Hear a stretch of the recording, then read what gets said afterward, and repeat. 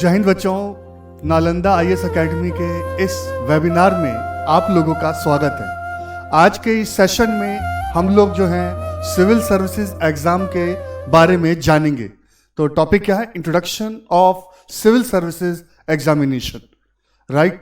तो civil services examination जो है ये लाखों युवाओं का जो है ये एक सपना होता है।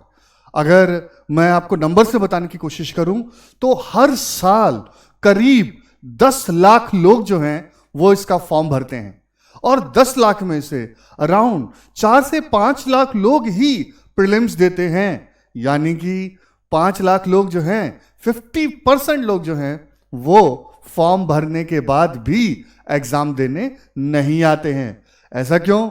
ऐसा इसलिए कि शायद उनकी प्रिपरेशन नहीं होती, वो जो है कॉन्फिडेंट नहीं होते, और जो सबसे इंपॉर्टेंट चीज है कि फॉर्म भरने को अटेम्प्ट नहीं माना जाता है। तो अटेम्प्ट किसे माना जाता है? जब आप एग्जामिनेशन हॉल में बैठते हैं और कोई भी एक पेपर कम से कम जो है अगर आप उसको जो है अटेम्प्ट करते हैं तब वो अटेम्प्ट माना जाता है। तो इसीलिए जिन लोगों ने फॉर्म भरा है लेकिन वो एग्जाम देने नहीं जाते हैं तो वो अटेम्प्ट नहीं माना जाता है, और इसीलिए बहुत से लोग जो हैं वो एग्जाम देने नहीं जाते हैं अगर उनकी तैयारी नहीं होती है। तो 5 लाख लोग जो हैं प्रीलिम्स देते हैं, जिसमें से 10 से 15 हजार बच्चों का प्रीलिम्स क्लियर होता है मात्र। देखिए जरा कितना फर्क पड़ा। और इन 10 से 15 हजार लोग जो हैं जो मेंस देते हैं, इसमें से 3000 के आसपास जो हैं स्टूडेंट जो हैं उनका मेंस क्लियर होता है, और वो पर्सनैलिटी टेस्ट जिसे आम भाषा में इंटरव्यू कहते हैं वो देते हैं, राइट। और जितनी वैकेंसी होती है उतने बच्चे जो हैं करीब करीब निकलते हैं, ठीक है। तो अगर मैं अनुमान के हिसाब से बताऊं तो अराउंड 1000 बच्चे जो हैं फाइनली सेलेक्ट होते हैं। तो ये एक समझने वाली चीज है कि 10 लाख लोग में से सिर्फ 1000 बच्चे जो है अराउंड वो जो हैं सेलेक्ट होते हैं। बच्चों, दोस्तों, इस चीज को ध्यान में आप रखें कि जो सेलेक्ट वही होगा जो पूरे साल जो है जमकर तैयारी करेगा, जुनून के साथ तैयारी करेगा, जिसे अर्जुन की तरह जो है सिर्फ अपना लक्ष्य सिविल सर्विसेज नजर आएगा, उसे बाकी चीजें नजर नहीं आएंगी, ठीक है। बहुत से लोग ऐसे हैं जो जॉब्स के साथ प्रिपरेशन करते हैं, तो फिर हम क्या बोले कि वो जॉब्स नहीं करें? नहीं, अगर इस बार के टॉपर ही जो हैं, ठीक है, उन्होंने भी जो है जॉब्स के साथ ही उन्होंने एग्जाम को क्रैक किया।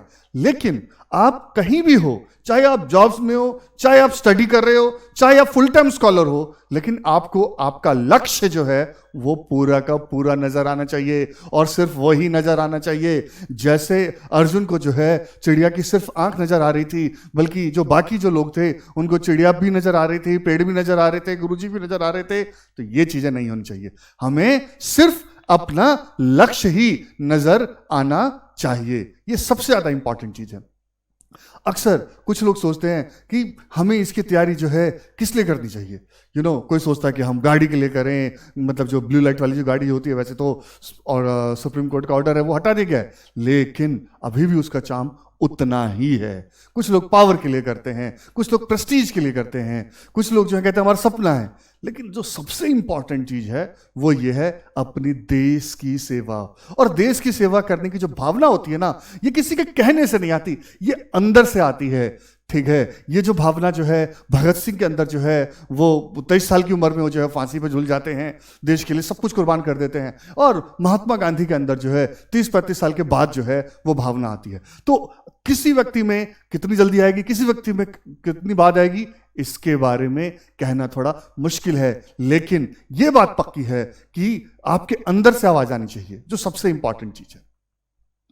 तो सिविल सर्विसेज एग्जाम जो है कौन कंडक्ट करता है? तो इसे कंडक्ट करते हैं यूपीएससी, यानी कि यूनियन पब्लिक सर्विस कमीशन, संघ लोक सेवा आयोग। ये जो है एक कॉन्स्टिट्यूशनल बॉडी है जो सेंट्रल गवर्नमेंट के लिए रिक्रूटमेंट करने का काम करती है ऑफिसर लेवल पर, जो प्रीमियर सेंट्रल रिक्रूटमेंट एजेंसी है। ये ध्यान रखना है, राइट।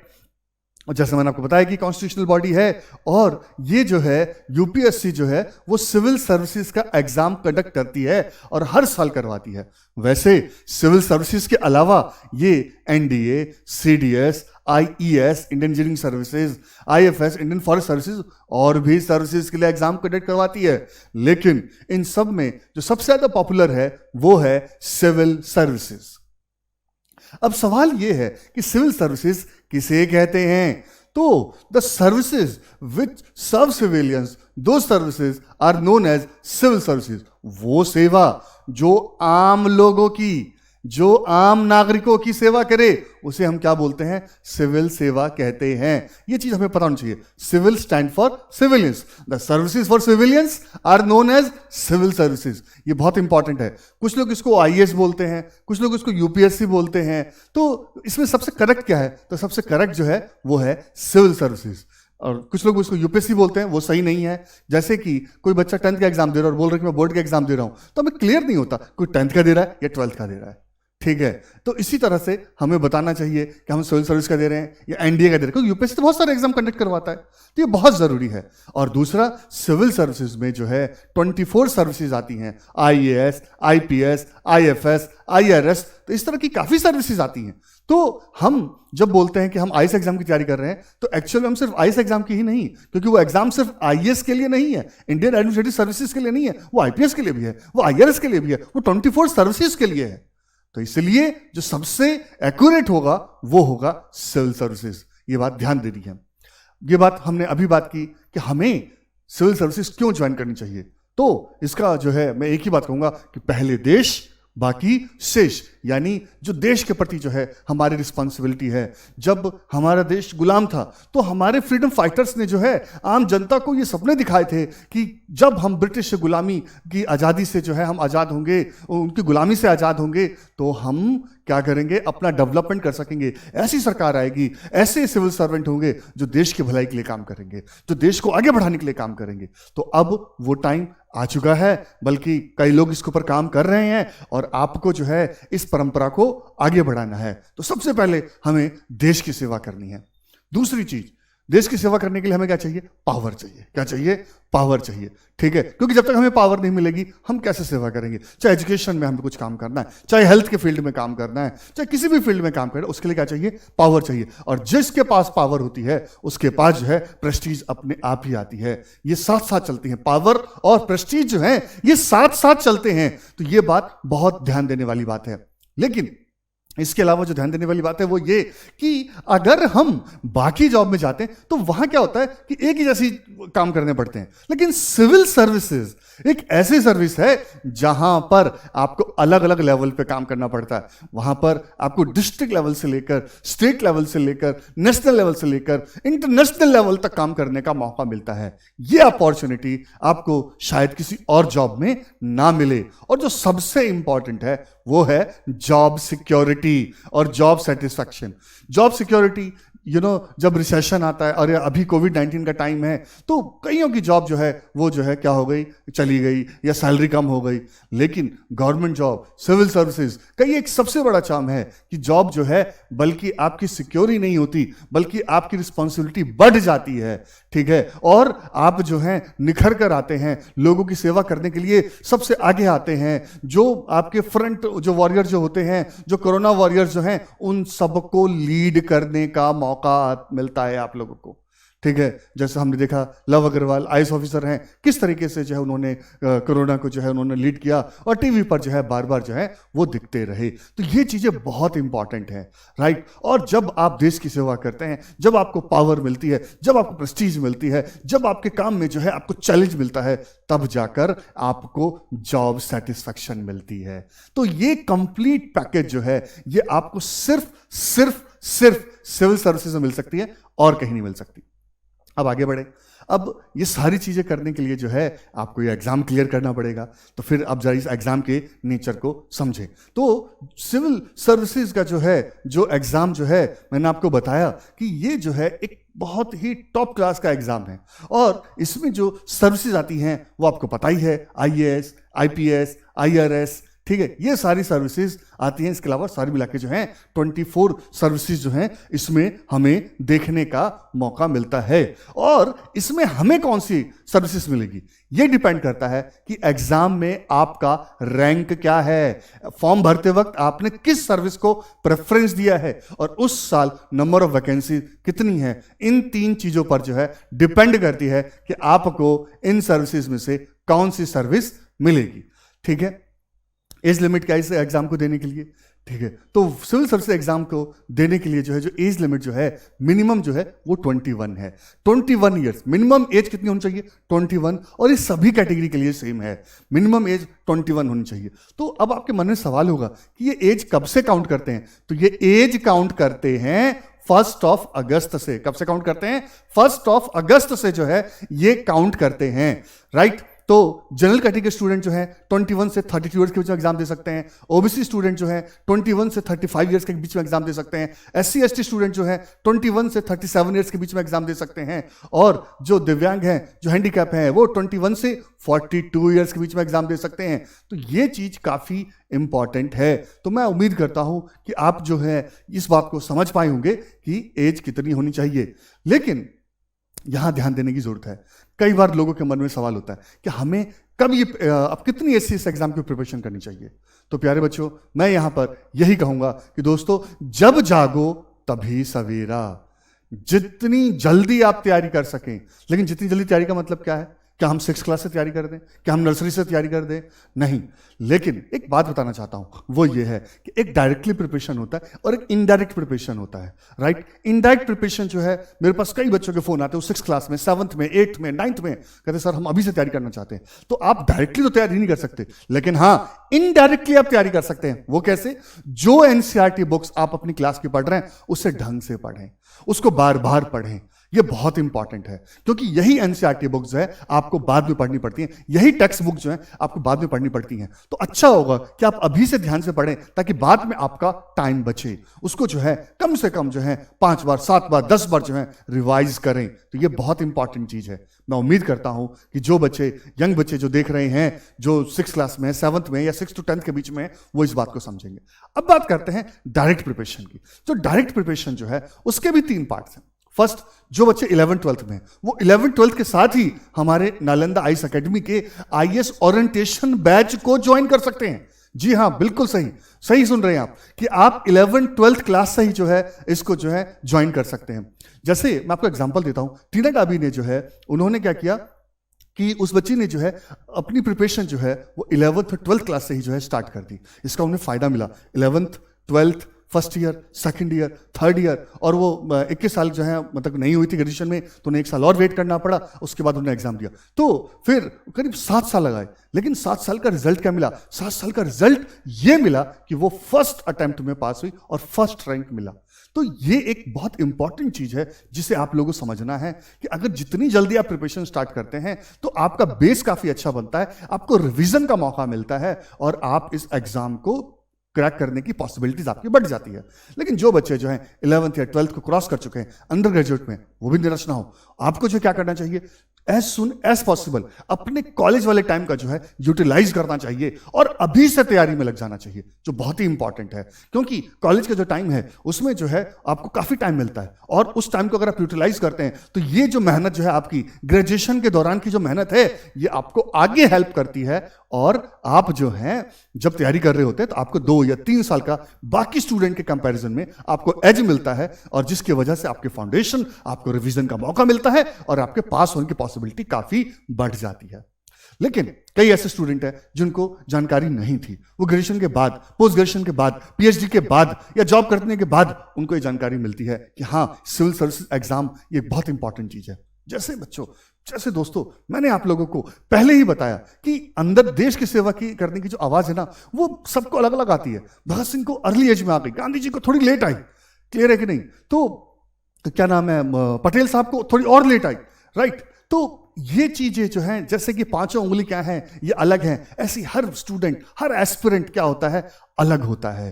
तो आपको जो है अगर ग्रेजुएशन के बाद भी मौका मिलता है तो आप निराश ना हो, आप पूरी मेहनत से करें, क्योंकि मैक्सिमम स्टूडेंट जो हैं वो ग्रेजुएशन के बाद ही इस एग्जाम के बारे में सोच पाते हैं। तो आप जो है उनमें से हैं और बस लग जाइए, ये बहुत इंपॉर्टेंट है। जैसे सचिन तेंदुलकर काफी कम एज में क्रिकेट खेलने आ गए, महेंद्र सिंह धोनी काफी बाद में आए, तो ये मैटर नहीं करता कि आप कब आते हैं, मैटर ये आता है या मैटर ये करता है कि आप कितनी शिद्दत से इस एग्जाम की तैयारी करते हैं। ये बहुत इंपॉर्टेंट है, इस बात को आप समझें, राइट। चलिए आगे बढ़ें।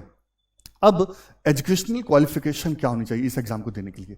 तो सिंपल सी बात है, graduation from any stream with passing marks. ठीक है, ये चीज बहुत इंपॉर्टेंट है। कई लोगों को लगता है सिविल सर्विसेज का एग्जाम देने के लिए पर्सन को तो टॉपर होना चाहिए। देखिए, अगर आप टॉपर हैं बहुत अच्छी बात है, लेकिन अगर आप टॉपर नहीं है तो यूपीएससी को कुछ फर्क नहीं पड़ता। यूपीएससी के दरबार में सब बराबर है। आप चाहे इंजीनियर हैं, चाहे डॉक्टर हैं, चाहे एमबीए हैं, प्लेन ग्रेजुएट हैं, चाहे आप कॉरेस्पॉन्डेंस से पढ़े हुए हैं, चाहे आपने इग्नू से अपनी एजुकेशन ली है, उससे उन्हें फर्क नहीं पड़ता। यहां पर तो मैंने आपको पहले ही बताया था, जब जागो तभी सवेरा। यहां के दरबार में, यूपीएससी के दरबार में सब बराबर है। बस आपको जो है मेहनत करनी है। जब आप तैयारी करते हैं उस टाइम आपको मेहनत करनी है। हाँ, पहले की मेहनत काम आती है, नो डाउट, लेकिन इसका यह मतलब नहीं है कि अगर आपने पहले मेहनत नहीं की तो आप इस एग्जाम को निकाल ही नहीं सकते। ऐसा बिल्कुल नहीं है, आप इसको जरूर निकाल सकते हैं। तो इस बात को ध्यान रखना है। और जो सबसे इंपॉर्टेंट चीज है वो ये कि जो फाइनल ईयर जो कैंडिडेट हैं, अगर उनकी एज 21 है तो वो भी इस एग्जाम को क्या कर सकते हैं, वो इसे एग्जाम को दे सकते हैं।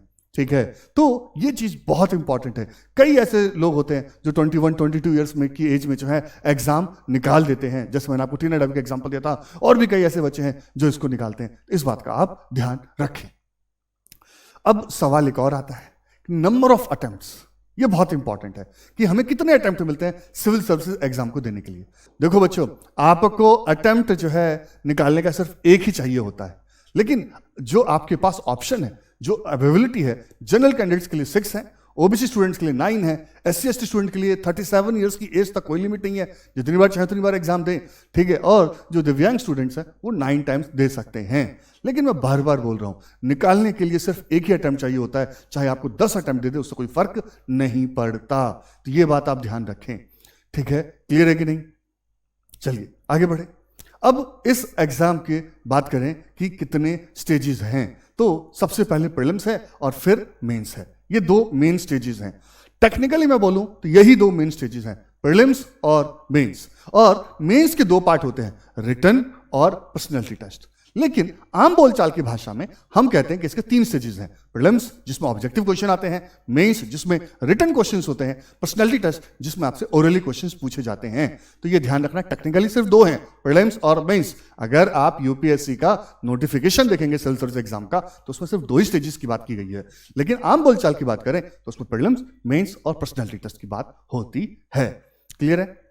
अब आगे बढ़े। तो प्रीलिम्स में कैसे क्वेश्चन आते हैं मैं बता चुका हूं, ऑब्जेक्टिव क्वेश्चन आते हैं। ऑब्जेक्टिव क्वेश्चन किसे कहते हैं? ऑब्जेक्टिव क्वेश्चन का मतलब ऐसे क्वेश्चंस है जिसका करेक्ट आंसर सबका सेम हो। बिल्कुल सही सुन रहे हैं आप, जिसका करेक्ट आंसर सबका सेम हो वो क्या होता है? ऑब्जेक्टिव होता है। तो फिर दूसरा क्या होता है? सब्जेक्टिव। सब्जेक्टिव कैसा होता है? वो डिस्क्रिप्टिव होता है, उसको लिखना होता है। अब जरा ध्यान दें, ऑब्जेक्टिव क्वेश्चन में आपको 4 सर्कल दिए होते हैं, उन 4 सर्कल में से जो है आपको जो है क्या करना पड़ता है, एक का जो है आपको जवाब देना पड़ता है। तो ये चीज बहुत इंपॉर्टेंट है। ये चीज क्या है? बहुत इंपॉर्टेंट है कि आपको जो है किसी एक का जो है जवाब देना पड़ता है। क्लियर है? कोई दिक्कत तो नहीं? बढ़ सकते हैं आगे। चलिए, तो मैं बता रहा था कि जो आपका ऑब्जेक्टिव है उसमें 4 सर्कल हैं, उसमें से जो करेक्ट आंसर उसको आपको चूज करना पड़ेगा। लेकिन जो सब्जेक्टिव है उसमें जो क्या करना पड़ेगा आपको, उसमें जो है आपको लिखना पड़ेगा। तो ये चीज इंपॉर्टेंट है क्योंकि उसका आंसर जो है वो हर व्यक्ति का अलग अलग हो सकता है, किसी तो अलग अलग तरह से आंसर लिखा जा सकता है। और पर्सनैलिटी टेस्ट वो ओरल होता है, मैं बता ही चुका हूं आप लोगों को। अब इसमें प्रीलिम्स में कौन कौन से पेपर होते हैं जरा ध्यान दें। सबसे पहले प्रीलिम्स में होता है जनरल स्टडीज। ये बात बहुत इंपॉर्टेंट है कि जनरल स्टडीज किसे कहते हैं। तो when you know something about everything, जब आप सबके बारे में थोड़ा थोड़ा जानते हैं, इसे बोलते हैं जनरल स्टडीज। बहुत इंपॉर्टेंट है, ध्यान दें। जब आप सबके बारे में थोड़ा थोड़ा जानते हैं, इसे क्या बोलते हैं? जनरल स्टडीज कहते हैं। बहुत इंपॉर्टेंट है ये।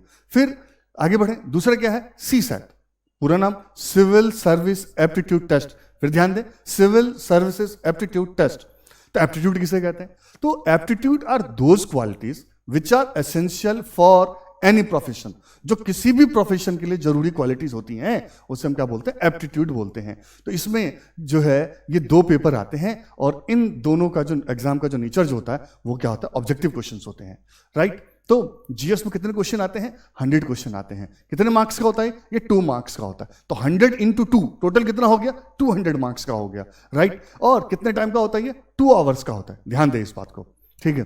दूसरा कौन सा होता है, CSAT, civil service aptitude test. इसमें कितने क्वेश्चन होते हैं, 80 क्वेश्चन होते हैं। ये कितने मार्क्स का होता है, 200 मार्क्स का होता है। यानी एक क्वेश्चन कितने मार्क्स का, 2.5 मार्क्स का है। तो टोटल कितना हो गया, 200 मार्क्स का। 80 को 2.5 से मल्टीप्लाई करेंगे तो टोटल कितना हो जाएगा, 200 हो जाएगा, राइट। यहां भी टाइम 2 आवर्स का ही मिलता है। तो इस बात को आपने ध्यान देना है, राइट। जनरल स्टडीज में क्या आता है, करंट इवेंट्स आते हैं, ये बहुत इंपॉर्टेंट है।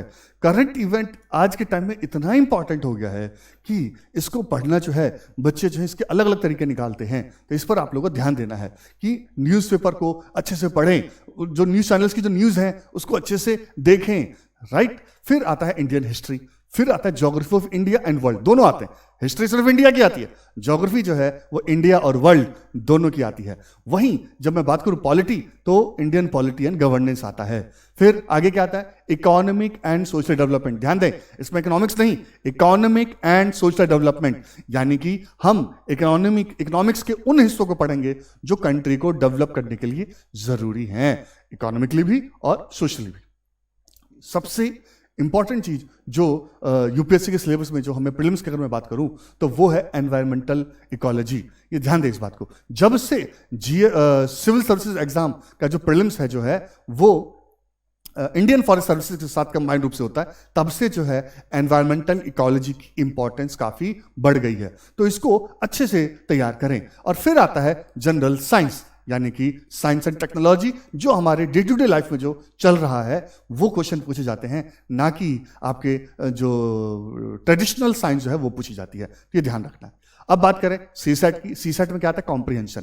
10th और 12th के पेपर में आप लोगों ने जो है इंग्लिश में जो है अनसीन पैसेज काफी किए होंगे, तो वही अनसीन पैसेज कॉम्प्रिहेंशन के रूप में जो है ये आपके पूछे जाते हैं। इसके अलावा reasoning, general mental ability, basic maths और डाटा इंटरप्रिटेशन के साथ साथ डिसीजन मेकिंग के क्वेश्चन भी आते हैं। तो ये ध्यान देना है। अब जरा बात करें पैटर्न ऑफ प्रीलिम्स की जो है, तो सीसैट का पेपर आपको सबसे पहले जो है क्वालिफाई करना है, और क्वालिफाई करने के लिए आपको 33% मार्क्स लाने हैं। फिर आपका दूसरा पेपर जो आता है वो जीएस का आता है। इसका जो है हर साल कट ऑफ निकलता है, इसका फिक्स नहीं है, हर साल चेंज होता रहता है। लास्ट ईयर 98 मार्क्स हैं, 200 में से 98, यानी 49%। आप समझ रहे हैं ना, सिर्फ 49%। तो इस बात को समझना है कि यूपीएससी के एग्जाम में जो है ये चीज हमें देखने को मिलती है कि 50% के आसपास में हम क्वालिफाई कर जाते हैं और 60% के आसपास में टॉपर होते हैं, ठीक है। अब आगे बात करें तो ध्यान दें कि प्रीलिम्स के मार्क्स जो हैं मेंस में नहीं जुड़ते हैं, ये सिर्फ क्वालिफाइंग है। तो ध्यान दें, सीसेट का क्वालिफाइंग फिक्स है 33% और जीएस का जो है क्वालिफाइंग हर साल चेंज होता है, उसका कट ऑफ निकलता है। ठीक है बच्चों, ध्यान रखना है आप लोगों ने इसका। अब हम मेंस की बात करें तो मेंस में 2 ऐसे पेपर हैं जो आपको पता है कि वो भी क्वालिफाई करने होते हैं और इनके नंबर नहीं जुड़ते हैं। तो वो कौन सा है, एनी मॉडर्न इंडियन लैंग्वेज, यानी इंडियन कॉन्स्टिट्यूशन के 8th शेड्यूल में 22 लैंग्वेजेस हैं और आपको किसी एक लैंग्वेज को जो है चूज करना होता है। ज्यादातर लोग जो है हिंदी चूज करते हैं, राइट। तो जो हिंदी का पेपर है वो 300 मार्क्स का होगा और आपके पास टाइम कितना होगा, 3 आवर्स होगा, और इसे क्वालिफाई करने के लिए 25% मार्क्स चाहिए। तो 300 के 25% कितना हो जाएगा, 75 मार्क्स हो जाएगा, ठीक है। और ये जो हिंदी का जो पेपर जो है वो 10th लेवल का आता है। अक्सर जो है बच्चे जो है खास तौर से, क्योंकि अब सभी का जो मीडियम जो होता है वो इंग्लिश ही होता है, काफ़ी बच्चों का जो है, तो उसकी वजह से उनकी हिंदी की प्रैक्टिस कम हो जाती है और जिसके वजह से वो यहाँ पर फेल हो जाते हैं। वो 300 में से 75 मार्क्स भी नहीं ला पाते हैं। दूसरा जो है वो है इंग्लिश का पेपर, इसमें भी 300 मार्क्स का होता है, टाइम 3 आवर्स है और यहां भी क्वालिफाई करने के लिए 25% मार्क्स लाना होता है, यानी 25% यानी कि 75 मार्क्स लाना होता है। ध्यान दें एक बात को, वो क्या है कि दोनों का लेवल 10th लेवल का है। दिक्कत क्या आती है कि इंग्लिश मीडियम के बच्चे हिंदी में फेल हो जाते हैं, हिंदी मीडियम के बच्चे इंग्लिश में फेल हो जाते हैं, और कुछ महान होते हैं जो दोनों में फेल हो जाते हैं, राइट। यहां ध्यान देना है वो ये कि हम अपनी जो है लैंग्वेज के ऊपर भी ध्यान दें। चाहे हमारा मीडियम कोई सा भी हो, इस चीज को आप अभी से फोकस करेंगे तो आपको दिक्कत नहीं आएगी, राइट। और ये ध्यान देना है कि इनके नंबर जुड़ते नहीं हैं, राइट। सबसे पहले जिनके नंबर जुड़ते हैं उसमें एस्से का पेपर आता है। किसका पेपर आता है? एस्से का पेपर आता है। और एस्से का पेपर जो है 3 आवर्स का होता है। कितने मार्क्स का होता है? 250 मार्क्स का होता है। टाइम 3 आवर्स है। तो यहां ध्यान देने वाली बात है कि ये सभी 3 आवर्स के हैं और इनके मार्क्स जो हैं वो 250 के हैं। तो ये ध्यान देना है आप लोगों ने। फिर जनरल स्टडीज के 4 पेपर आते हैं, GS 1, 2, 3, 4, और ये भी 3 आवर्स के होते हैं। जैसे मैंने आपको बताया कि 250 मार्क्स के होते हैं। इसमें और ध्यान देना है कि ऑप्शनल सब्जेक्ट के भी पेपर होते हैं और ये भी जो है 250 मार्क्स के होते हैं। सब्जेक्ट एक होता है, ध्यान दें आप इस बात को। 2013 से पहले जो है 2 सब्जेक्ट होते थे, लेकिन अब जो है सिर्फ एक ऑप्शनल सब्जेक्ट होता है और उस एक ऑप्शनल सब्जेक्ट के 2 पेपर होते हैं। यहां ध्यान देने वाली बात है वो ये कि इसका नाम ऑप्शनल सब्जेक्ट क्यों है? क्योंकि यूपीएससी ने जो है 40 से ज्यादा सब्जेक्ट की लिस्ट दे रखी है और उसमें से एक ऑप्शन को चूज करना पड़ता है। तो जिस सब्जेक्ट के ऑप्शन को आप चूज करते हैं उस सब्जेक्ट को ऑप्शनल सब्जेक्ट कहते हैं, क्योंकि इससे पहले जो है सभी सब्जेक्ट जो है वो कंपलसरी नेचर के थे, लेकिन यहां पर आपको ऑप्शन मिलता है। तो लाइक आपने पॉलिटिकल साइंस लिया तो political science and international relation जो सब पूरा नाम है इस पेपर का, उसके 2 पेपर होंगे, पेपर 1 और पेपर 2। तो ये जो टोटल जो है कितना हो गया रिटर्न? 1750 मार्क्स का हो गया। कितना हो गया? 1750 मार्क्स का हो गया। ये ध्यान दें। तो जिन बच्चों का रिटर्न क्लियर होता है उनको जो है पर्सनालिटी टेस्ट के लिए बुलाया जाता है और पर्सनालिटी टेस्ट जो है वो 275 मार्क्स का आता है। कितने मार्क्स का आता है? 275 मार्क्स का होता है। तो रिटर्न 1750, पर्सनालिटी टेस्ट 275, तो ग्रैंड टोटल कितना हो गया? 2025। फिर से ध्यान दें, कितना हो गया? 2025, राइट। तो सबसे पहले एस्से की बात करें। एस्से में क्या आता है? तो एस्से में जो है 2 सेक्शन होते हैं, सेक्शन ए और सेक्शन बी, और हर सेक्शन में 4 टॉपिक्स होते हैं और कैंडिडेट को जो है उन 4 टॉपिक्स में से किसी एक टॉपिक पर एस्से लिखना होता है। यानी टोटल उसे जो है 2 एस्से लिखने होते हैं और हर एस्से का जो वर्ड लिमिट है वो 1000 से 1200 वर्ड्स है और टोटल मार्क्स कितना हो गया? 125 इंटू 2 यानी 250, यानी एक एस्से 125 मार्क्स का होता है। और ध्यान दें कि ये एस्से का जो पेपर है इसकी तैयारी जो है आपको बहुत ही अलग तरीके से करनी होती है और ये रैंकिंग में जो है आपकी बहुत मदद करता है अच्छे रैंक लाने में। देन आगे बात करें और जनरल स्टडीज की बात करते हैं। तो जनरल स्टडीज का जो GS 1 है इसमें ट्रेडिशनल टॉपिक होते हैं। इसमें art and culture, history of modern India, history of modern world, geography of India and world और सोशल इश्यूज, सिर्फ इतना ही आता है। लेकिन अगर मैं बात करूं कि इसकी GS 2 की, तो इसमें पॉलिटिकल टॉपिक जाता है, जैसे constitution, polity, governance, social justice, international relations और इंडियन फॉरेन पॉलिसी। तो ये सारे क्या है? तो ये पॉलिटिकल साइंस से काफी मिलता जुलता है। फिर हम बात करें GS 3 की, यानी प्रैक्टिकल टॉपिक। इसमें क्या है? Economic development, science and technology, disaster management, environmental ecology और सिक्योरिटी इश्यूज, जो हमारी प्रैक्टिकल लाइफ से जो जुड़े हुए टॉपिक हैं वो ही इसमें आते हैं। अब हम बात करते हैं GS 4 की, यानी फिलोसॉफिकल टॉपिक, यानी एथिक्स, इंटीग्रिटी, एप्टीट्यूड। बट अगर आप ध्यान दें, यूपीएससी जो है जो क्वेश्चन कैसे पूछता है वो थ्योरी एंड प्रिंसिपल्स के रूप में पूछता है, वो फिलोसफर एंड देयर फिलॉसफीज के रूप में पूछता है और केस स्टडीज के रूप में पूछता है। तो एथिक्स की थ्योरी पूछ रहा है, एथिक्स से रिलेटेड जो फिलोसफर है उनके ऊपर क्वेश्चन पूछ रहा है और एथिक्स से रिलेटेड केस स्टडीज हैं वो पूछ रहा है। यहां ध्यान देने की जरूरत है और इसमें कम मेहनत में काफी नंबर लाए जा सकते हैं GS 4 में। अब एक अगला सवाल कि ऑप्शनल सब्जेक्ट, मैंने आपको पहले बता दिया आपको कि एक सब्जेक्ट चूज करना पड़ता है। 48 सब्जेक्ट है, उसमें से एक सब्जेक्ट आपको चूज करना पड़ता है और उसी एक सब्जेक्ट के जो है 2 पेपर होते हैं 250 मार्क्स के और दोनों मिलाकर कितने हो जाते हैं? 500 हो जाते हैं, राइट।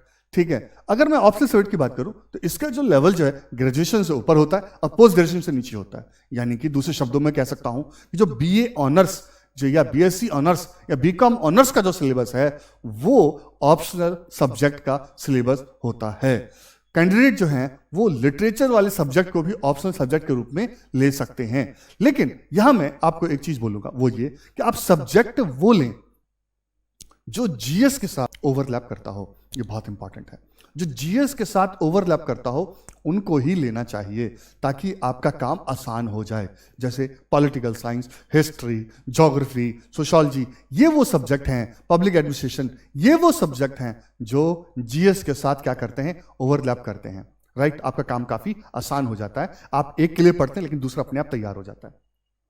अब हम बात करें पर्सनैलिटी टेस्ट के ऑब्जेक्टिव की, तो उसमें आपको कैसे जाना चाहिए? तो आपको ड्रेस अच्छे से पहन के जाना चाहिए, टाइम पर पहुंचना चाहिए, ठीक है, बॉडी लैंग्वेज आपकी पॉजिटिव होनी चाहिए, ठीक है। उसमें जो है आप अनएक्सपेक्टेड क्वेश्चन को जो है वो पूछा जा सकता है, ये आप एक्सपेक्ट करें और हर तरह की सिचुएशन को जो है फेस करने के लिए तैयार है, जैसे यही आपकी लीडरशिप क्वालिटी को वो चेक करते हैं। तो ये बहुत इंपॉर्टेंट है। अब एक सवाल है, ये सारी चीजें तो मैंने आपको बता दी सिविल सर्विस के रिगार्डिंग। अब इसकी तैयारी कैसे करें? तो हमारा अप्रोच क्या है? तो हमारा अप्रोच ये है कि बच्चों को व्हाट टू थिंक के बदले हाउ टू थिंक सिखाया जाए। ये बहुत इंपॉर्टेंट है, क्योंकि मैंने आपको पहले बोला कि अनएक्सपेक्टेड को एक्सपेक्ट करो। तो ये कब हो सकता है? जब आप हाउ टू थिंक को जो है की तैयारी करो। अगर व्हाट टू थिंक करोगे तो फिर ये बड़ी दिक्कत है कि ये इंपॉर्टेंट है, यही तैयारी करो, यही आएगा, तो आ गया तो ठीक है, अब नहीं आया तो क्या करोगे? वहां सिचुएशन कैसे डील करोगे? तो ये चीज बहुत इंपॉर्टेंट है, इस चीज को जो है हमें समझना चाहिए। तो हमें रटंत विद्या यानी व्हाट टू थिंक नहीं, हमें जो है डायनेमिक तरीके से सोचना है। लाइक हम एक एग्जांपल के थ्रू मैं आपको बताऊं। यूपीएससी पहले ये पूछता था कि फर्स्ट बैटल ऑफ पानीपत कब हुआ, किसके बीच में हुआ, क्या कारण थे, क्या रिजल्ट है। सेकंड बैटल ऑफ पानीपत या थर्ड बैटल ऑफ पानीपत के बारे में पूछता था। लेकिन अब वो क्या पूछ रहा है कि ये बैटल पानीपत में ही क्यों हुए। तो ये चीज काफी इंपॉर्टेंट हो जाती है, राइट। या वो आपसे क्या करते हैं, पहले वो पूछता था कि भाई ये मिसाइल है, ठीक है, इस मिसाइल प्रोग्राम के बारे में बताएं। लेकिन अब वो क्या पूछ रहा है कि भाई इंडिया मिसाइल्स में तो काफी डेवलप कर रहा है, लेकिन हमें फाइटर प्लेन बाहर से क्यों लेने पड़ रहे हैं, क्या कारण है इसके। तो इस तरह की चीजें जो हैं वो पूछ रहा है कि जहां पर आपको सोचना पड़े। ये आप ध्यान दें, जब आप पढ़ें तो आपके मन में एक क्वेश्चन आना चाहिए। लेकिन इकोनॉमी की बात करें, हम सबको पता है कि सबसे ज्यादा पॉपुलेशन जो है वो प्राइमरी सेक्टर में लगी है, लेकिन सबसे ज्यादा इनकम जो है वो इकोनॉमी के टर्सरी सेक्टर से आती है, सेवा क्षेत्र से आती है, सर्विस सेक्टर से आती है। तो वो क्वेश्चन पूछा ऐसा क्यों। तो जब आप व्हाट टू थिंक पढ़ते हैं तो सिर्फ डाटा याद कर लेते हैं, बात खत्म हो गई। लेकिन जब आप हाउ टू थिंक से पढ़ते हैं तो आप दिमाग लगाते हैं कि ऐसा क्यों हो रहा है, ये क्या कारण है इसके पीछे। तो नई तरह से सोचना ये बहुत इंपॉर्टेंट है। देखो यूपीएससी के जो सिलेबस है बोलते अथाह है, अनंत है। अगर आप उसको होलिस्टिकली देखोगे तो कभी नहीं कर पाओगे। तो उसको करने का तरीका क्या है, उसको जो है उसको जो अलग अलग सेक्शंस में बांट लो। वो ब्रिटिश का रूल तरीका था ना, डिवाइड एंड रूल। तो वो तरीका हमें यहाँ पर यूज करना है कि डिवाइड एंड रूल। यूपीएससी के सिलेबस को अलग अलग पार्ट्स में बांटो, फिर उसको और सब पार्ट्स में बांटो, फिर सब पार्ट्स में बांटो, और फिर टारगेट लो और उसको रोज के रोज जो है week by week, month by month अपने टारगेट को जो है अचीव करो। और फिर एक ऐसा टाइम आएगा कि आप अपने एग्जाम को जो है जो सिविल सर्विसेज का उसे क्रैक कर देंगे और सफल हो जाएंगे। अब एक और सवाल आता है कि हम कितना पढ़ें। देखो अगर आप कहीं जॉब करोगे, कहीं भी जॉब करोगे, तो वहां 8 से 10 घंटे दोगे जॉब करने के लिए। तो इसे भी एक फुल टाइम जॉब की तरह पढ़ो और 8 से 10 घंटे कम से कम दो। ये बहुत इंपॉर्टेंट है, ठीक है। और अगर आपका बेस थोड़ा सा कमजोर है तो आपको टाइम थोड़ा सा बढ़ाना पड़ेगा, थोड़ी मेहनत ज्यादा करनी पड़ेगी, ये ध्यान दें। लेकिन अगर आपका बेस थोड़ा सा जो है मजबूत है तो फिर आप 1-2 घंटे कम भी कर सकते हैं, इस बात को ध्यान दें। नालंदा में आपको जो है जिस अप्रोच से पढ़ा जाता है, तो सबसे पहले हम क्या बताते हैं कि आपको क्या नहीं पढ़ना है। क्योंकि बच्चे जो हैं कभी ये बुक पढ़ते हैं, कभी वो बुक पढ़ते हैं, बाद में पता चलता है बुक इंपॉर्टेंट ही नहीं है, कभी ये टॉपिक पढ़ रहे हैं, वो टॉपिक पढ़ रहे हैं, पता चले इंपॉर्टेंट ही नहीं है। इससे आपका टाइम काफी खराब होता है, एनर्जी काफी लॉस होती है। तो इसलिए आप जब हमें ज्वाइन करते हैं तो आपको ये बेनिफिट मिलता है। दूसरा, क्या पढ़ें, ठीक है। फिर तीसरा, उसमें से क्या क्या पढ़ें, राइट। एग्जाम्पल के लिए जो है आपके पास ऑप्शन है कि भाई ancient India, medieval India, modern India और मॉडर्न वर्ल्ड जो है पढ़ें, ठीक है। तो मैं आपको बोलूँगा सबसे पहले आप क्या पढ़ो, मॉडर्न इंडिया पढ़ो, ठीक है। मिडिवल इंडिया बाद में पढ़े, सबसे लास्ट में पढ़ो आप। फिर जब मॉडर्न इंडिया डिसाइड हो गया तो कौन से बुक से पढ़े ये आपको बता दूंगा, फिर उसमें से कौन कौन से टॉपिक पढ़े ये आपको बताए। तो इससे आपका काम काफी आसान हुआ, आपका टाइम काफी बचा। तो ये चीज जो है बहुत इंपॉर्टेंट है, राइट। फिर अब अगला सवाल आता है, वो ये है कि हम जो है एनसीईआरटी कैसे पढ़ें, हम जो है एटलस कैसे पढ़ें, हम जो है इंडियन कॉन्स्टिट्यूशन का बेयर एक्ट जो है वो कैसे यूज करें, हम न्यूज़पेपर कैसे पढ़ें, हम मैगजीन्स कैसे पढ़ें, कौन सी पढ़ें, कैसे पढ़ें। ये एक बच्चों के मन में बहुत ज्यादा सवाल होता है। And the last not least वो है प्रीवियस ईयर क्वेश्चन पेपर। यहीं से मैं आपको स्टार्ट करता हूं। सबसे पहले हमें प्रीवियस ईयर क्वेश्चन पेपर को ध्यान देना चाहिए, क्योंकि जब तक आप प्रीवियस ईयर क्वेश्चन पेपर नहीं देखोगे तो आपको पता ही नहीं चलेगा कि क्वेश्चंस कैसे आते हैं। आपको ये नहीं पता चलेगा किस नेचर के आते हैं, आपको ये नहीं पता चलेगा किस टॉपिक से आते हैं। तो ये चीज बहुत इंपॉर्टेंट है, ये चीज आपको प्रीवियस ईयर क्वेश्चन पेपर से पता चलता है। बच्चे सबसे लास्ट में प्रीवियस ईयर क्वेश्चन पेपर को खरीदते हैं, जबकि आपको सबसे पहले यह परचेज करना चाहिए कि किस तरह के क्वेश्चन आते हैं। फिर हम बात करें, अगर आप इन क्वेश्चंस को देखते हैं तो आपको पता चलेगा। अब सबसे ऊपर चलिए एनसीईआरटी। एनसीईआरटी को कैसे पढ़ें, नई वाली पढ़ें, पुरानी वाली पढ़ें। जब आप नालंदा को ज्वाइन करते हैं आपको प्रॉपर बताया जाता है कि कौन कौन से एनसीईआरटी यूज करनी है आपने। फिर हम बात करें किसकी, न्यूज़पेपर की। न्यूज़पेपर को जो है आप बेयर एक्ट और एटलस से जोड़ के पढ़ें, ये बहुत इंपॉर्टेंट है। न्यूज़पेपर को जो है आप जो है एनसीईआरटी और जो एडवांस बुक है उससे जोड़ के पढ़ें। तो ये कैसे हो सकता है, जैसे आप न्यूज़पेपर पढ़ रहे हैं, कोई प्लेस आ गया तो उसको एटलस से जाकर देखें कि भाई ये प्लेस क्या है, इसकी किस देश से बाउंड्री मिलती है, इसके कौन कौन से पड़ोसी हैं, कौन सा रिवर निकलता है, इस तरह से उसके बारे में इंफॉर्मेशन गैदर करें। और आप क्या देखेंगे कि जो प्लेस न्यूज़ में है उसी से रिलेटेड ज्योग्राफी में क्वेश्चन पूछे जाते हैं। जो इंडियन कॉन्स्टिट्यूशन का आर्टिकल न्यूज में है वही क्वेश्चन पॉलिटी में पूछे जाते हैं। जो न्यूज में है वही क्वेश्चन एनसीईआरटी से या आपके एडवांस बुक से जो है क्वेश्चन पूछे जाते हैं। तो इस तरह से आपको जो है उसको इंटर रिलेट, को रिलेट, इंटरडिसिप्लिनरी अप्रोच को फॉलो करना है। इस बात को ध्यान रखें, राइट। फिर बात आती है मैगजीन की जो है, तो आपको बताऊं जैसे योजना मैगजीन, इनको ज्यादा फोकस करें। करंट अफेयर को मंथली मैगजीन से कवर करने की कोशिश ना करें, ठीक है। फिर वो जो है तुक्का है, किसी साल आ जाएगा किसी साल नहीं आएगा। तो ये बहुत इंपॉर्टेंट है कि आप जो है करंट अफेयर खुद अच्छे से पढ़ें। अब बात यह है कि किस मेथड से पढ़ें। तो सबसे पहली चीज है यूपीएससी में जो है, अगर अपन क्वेश्चंस को देखें प्रीवियस ईयर के, तो कई बार वो जो है बेसिक चीजें पूछ लेता है। तो जब तक आपका बेसिक्स क्लियर नहीं होगा तब तक आपका एडवांस भी क्लियर नहीं होगा। तो चाहे वो बेसिक्स से पूछे चाहे एडवांस से पूछे, लेकिन आपको सबसे पहले जो है अपनी बेसिक क्लैरिटी को ध्यान देना होगा। नालंदा में हम क्या करते हैं, बच्चों को जो है प्रॉपर इंटरेक्शन का मौका मिलता है, उनको डिस्कशन का मौका मिलता है। इससे उनके कॉन्सेप्ट जो है क्या होते हैं, डेवलप होते हैं। और जब आपका डिस्कशन के थ्रू आप सीखते हैं तो आपको जो है वो टॉपिक याद भी रहता है। फिर बीच बीच में मैं आपको शॉर्ट स्टोरी सुनाता रहूंगा, जिससे आपको जो है उस कॉन्सेप्ट को याद रखने में काफी आसानी मिलेगी। कई बच्चे जिन्होंने एग्जाम क्लियर किया और जो बच्चे एग्जाम क्लियर नहीं करते हैं, उन दोनों में मैंने एक बेसिक अंतर क्या महसूस किया कि जो बच्चे एग्जाम क्लियर कर रहे हैं वो अपने नोट्स जब बनाते हैं तो मैं जो स्टोरी भी लिख रहा हूं या कोई बात भी कह रहा हूं तो वो उसको साइड में लिख लेते हैं। मैंने उनसे पूछा भाई क्यों लिखते हो, कहते सर जब हम घर पे बैठते हैं तो इसको पढ़कर जो है हमें कॉन्सेप्ट और अच्छे से समझ में आ जाता है। और जो बच्चे पास नहीं हो रहे वो अच्छे से नोट्स नहीं बनाते। नोट्स नहीं बनाने के कारण क्या होता है, घर पे जाते हैं उनको रिवीजन का मौका नहीं मिलता, या अच्छे से नोट्स नहीं बनाते तो अच्छे से रिवाइज नहीं कर पाते, और जिसके वजह से वो पास भी नहीं हो पाते। तो ये एक बहुत बड़ा रीजन होता है पास ना होने का।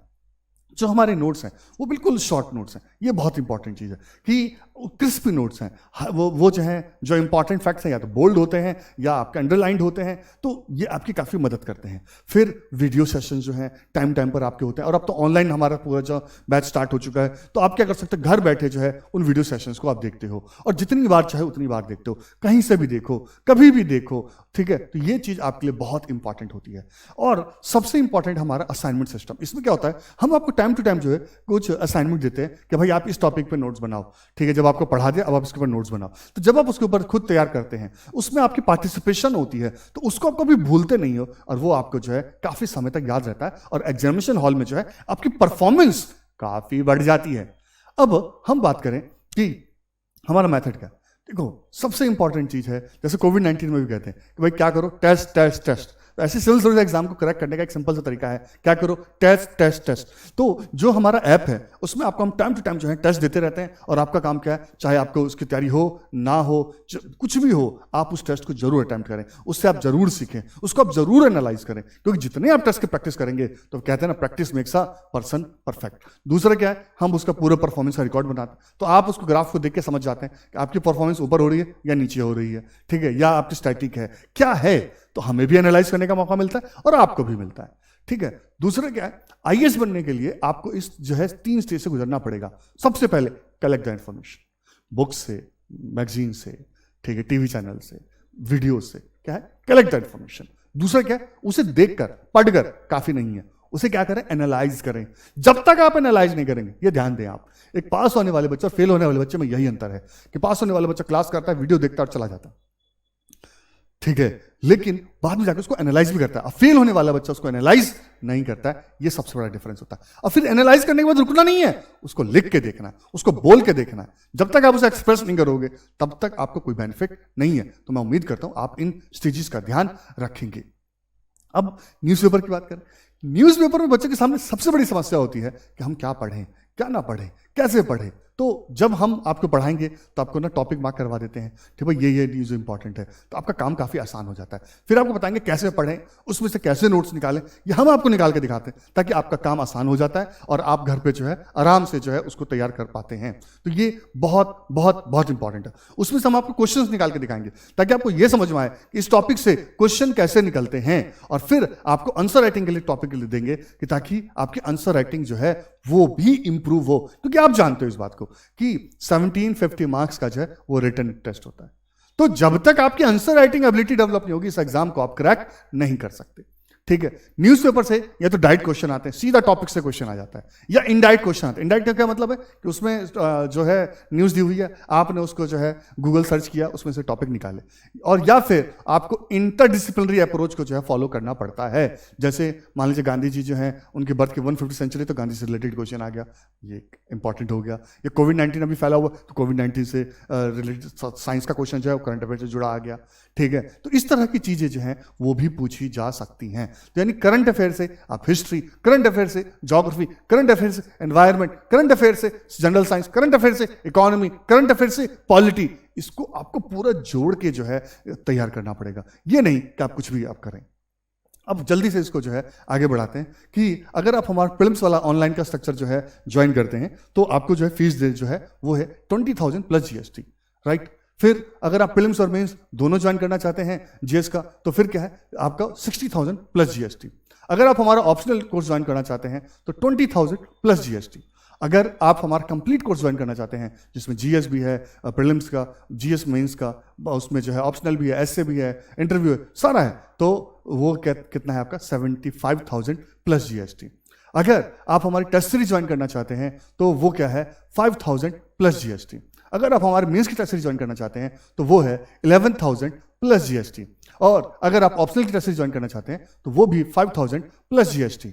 अगर आप हमारे हॉट क्वेश्चंस की सीरीज है वो ज्वाइन करना चाहते हैं, जो कि आपका जो स्टार्ट होगा वो 1 सितंबर से होगा, वो है आपका 1,000 प्लस जीएसटी। अगर आप इंटरव्यू गाइडेंस की बात करते हैं तो 5,000 प्लस जीएसटी। प्यारे बच्चों, आप लोगों ने जो है इस वेबिनार को इतनी शिद्दत से अटेंड किया, thank you very much, God bless you. और आप लोग जो हैं अपनी इस मेहनत को जो है जारी रखें और करते रहें, और नालंदा आईएएस एकेडमी के कोर्स को ज्वाइन करके जो है अपने इस मिशन को आगे बढ़ाएं। और एक चीज़ और बताऊंगा, वो ये है कि आप जो हैं हमारे इस जो YouTube जो चैनल है हमारा, उसको क्या कर सकते हैं, सब्सक्राइब कर सकते हैं, उसको जो है क्या कर सकते हैं, आप जो है लाइक कर सकते हैं और ज़्यादा से ज़्यादा शेयर कर सकते हैं। अब इस सेशन के रिगार्डिंग अगर कोई आप लोगों का कोई डाउट है तो आप लोग जो हैं वो मुझसे पूछ सकते हैं, ठीक है। जो भी आपकी डाउट हो वो आप पूछिए, वो क्वेश्चन आप उससे पूछें, मैं उसका जवाब दूंगा। और आज ही नहीं, कभी भी आप हमारे फेसबुक पर या यूट्यूब पर चैनल पे जो है क्वेश्चन पूछेंगे या फोन करके आप क्वेश्चन पूछें, वो आपको जवाब उसका मिलेगा, उसकी टेंशन बिल्कुल ना लें। Thank you very much, God bless you, all the best.